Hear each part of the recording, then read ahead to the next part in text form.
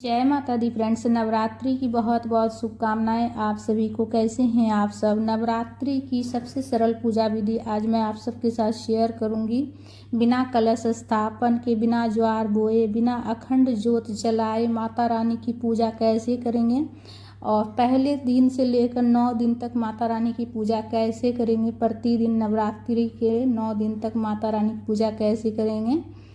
तो सबसे पहले तो देखिए, नवरात्रि वाले दिन सुबह स्नान वगैरह करके स्वच्छ वस्त्र धारण करके माता रानी की चौकी जहाँ लगाइएगा वहाँ अच्छे से साफ सफाई कर माता रानी की चौकी लगाने के बाद उस पर शुभ रंग के कपड़े का आसन देकर, पुष्प का आसन देकर माता रानी की फोटो हो या फिर प्रतिमा हो विराजित कर लीजिएगा माता रानी को।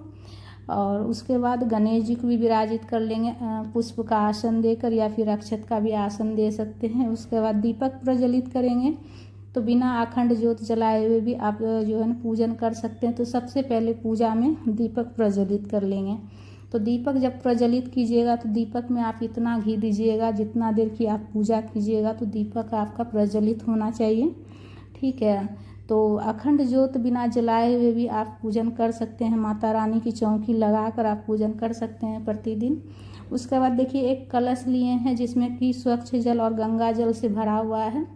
आप किसी भी धातु का ले सकते हैं। आपके पूजा घर में जो भी आपका पूजा का लोटा हो, कलश हो तो ले लीजिएगा। इसलिए कि माता रानी की जो पूजा की चौकी लगाते हैं तो चौकी पर जो है ना हमेशा 1 लोटा जल होना चाहिए और एक बर्तन में करके कुछ अनाज रखना चाहिए। इसलिए कि जो है ना इससे जो है ना घर में कभी भी अन्न धन की कमी नहीं होती है। तो हरा मूंग अगर हो तो हरा मूंग जरूर से ज़रूर रखिएगा। इससे जो है ना घर में हमेशा सुख समृद्धि बनी रहती हरा मूंग रखने से। तो 1 लोटा जल और उसके ऊपर आप हरा मूंग हो तो हरा मूंग, या फिर आप गेहूं या फिर चावल भी भर कर रख सकते हैं एक कटोरी में, और एक सिक्का रख दीजिएगा उसके ऊपर। ठीक है।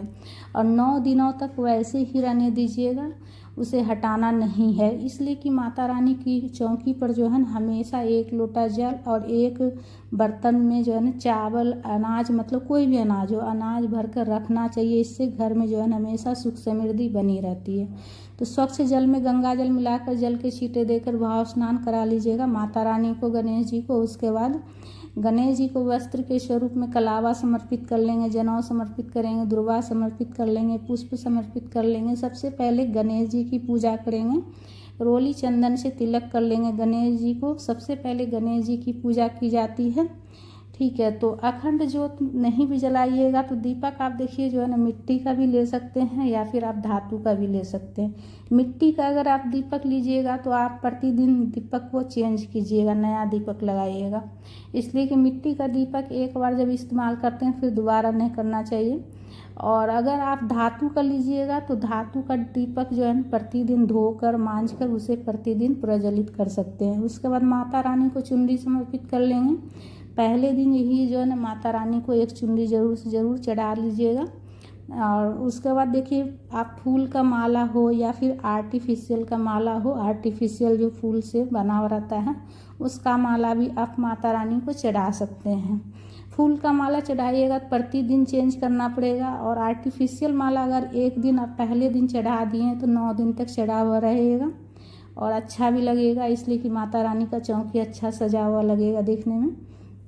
और उसके बाद माता रानी को पुष्प चढ़ा लीजिएगा, जो भी आपको फूल मिल जाए, गुड़हल का फूल, लाल फूल, गुलाब का फूल, जो मिल जाए फूल चढ़ा लेंगे। उसके बाद माता रानी को सिंदूर लगाएंगे। तो माता रानी के 9 स्वरूप है तस्वीर में, सभी माता को सिंदूर लगा देंगे हम माता रानी को। और सिंदूर लाल वाला या फिर पीला वाला भी आप लगा सकते हैं। उसके बाद हम रोली चंदन से जो कलश रखे हैं जल से भरकर उसमें भी तिलक कर देंगे रोली चंदन से। ठीक है। और उस कलश को हटाइएगा नहीं, 9 दिन तक वैसे ही रहने दीजिएगा।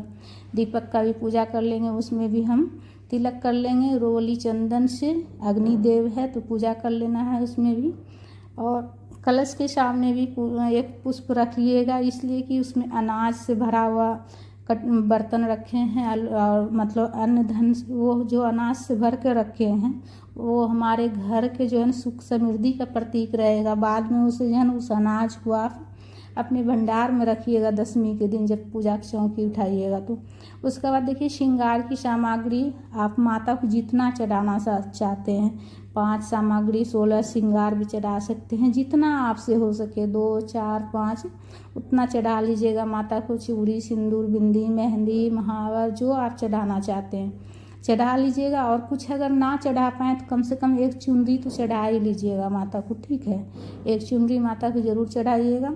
और उसके बाद धूप प्रज्वलित करके धूप भी दिखा लीजिएगा। उसके बाद सबसे पहले जल का भोग लगाएं। उसके बाद देखिए भोग में आप बतासा का भोग लगा सकते हैं, मिश्री का लगा सकते हैं प्रतिदिन।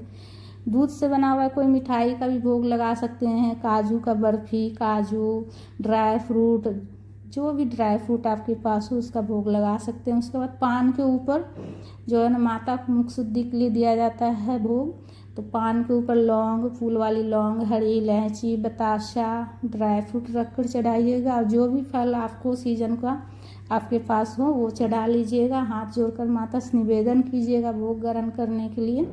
उसके बाद हाथ में पुष्प लेकर पाठ कर लीजिएगा। जैसे कि दुर्गा सप्तशती का भी पाठ आप कर सकते हैं, या फिर आप जैसे ज़्यादा समय नहीं हो तो दुर्गा चालीसा भी आप जो है ना आप प्रतिदिन दुर्गा चालीसा का पाठ कर सकते हैं। तो अपनी सुविधा के अनुसार देख लीजिएगा, ठीक है। उसके बाद पाठ करने के बाद हाथ में जो पुष्प रहेगा माता रानी के चरणों में समर्पित कर लेंगे हम। उसके बाद पूजा में कुछ दक्षिणा भी ज़रूर रखिएगा, इसलिए कि हमारी पूजा में जो भी कमी रहती है, कुछ भी थोड़ा सा भी कमी रहती है ना, तो दक्षिणा रखने से उसकी पूर्ति हो जाती है। तो दक्षिणा अपना श्रद्धा शक्ति के अनुसार ज़रूर रखिएगा।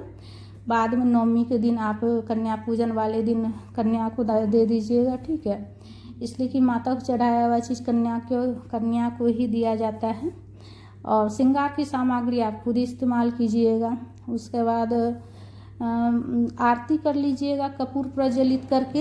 हवन जो है ना लास्ट वाले दिन कर लीजिएगा। प्रतिदिन सिर्फ आप आरती कर लीजिएगा कपूर प्रज्वलित करके प्रतिदिन सुबह शाम। और जो है ना इसी चौकी पर, चौकी हटाना नहीं है, 9 दिन तक सुबह शाम आरती कीजिएगा। सुबह अच्छे से पूजा कर लीजिएगा, शाम में जो है ना माता रानी को भोग लगाकर सिर्फ आरती कर लीजिएगा। और सुबह में अच्छे से जो है ना दीपक प्रज्वलित कर उसके बाद भोग लगाइएगा। फूल वगैरह भी चढ़ा लीजिएगा माता रानी को। और शाम में सिर्फ जो है ना जो सुबह का फूल चढ़ा हुआ रहेगा वो हटाकर, और उसके बाद जो है ना माता रानी को भोग लगाकर और उसके बाद आरती कर लीजिएगा शाम में, ठीक है। और सुबह पूजा करने के बाद आचमनी कर लीजिएगा। आरती करने के बाद सबसे लास्ट में आचमनी कर लीजिएगा। आचमनी करने के बाद पूजा पूर्ण हो जाती है। उसके बाद माता रानी से क्षमा याचना कीजिएगा, प्रार्थना कीजिएगा। आपकी जो भी मनोकामना है वो माता रानी से कहिएगा। उसके बाद प्रसाद पूरा परिवार ग्रहण कीजिएगा। 5 मिनट के बाद प्रसाद उठाइएगा। तो फ्रेंड्स, वीडियो अगर अच्छी लगी तो वीडियो को लाइक कीजिएगा, वीडियो को ज़्यादा से ज़्यादा शेयर कीजिएगा। चैनल पर नए हैं तो चैनल को सब्सक्राइब कर लीजिएगा। कमेंट में माता रानी का आशीर्वाद प्राप्त करने के लिए जय माता दी ज़रूर से ज़रूर लिखिएगा। जय माता दी।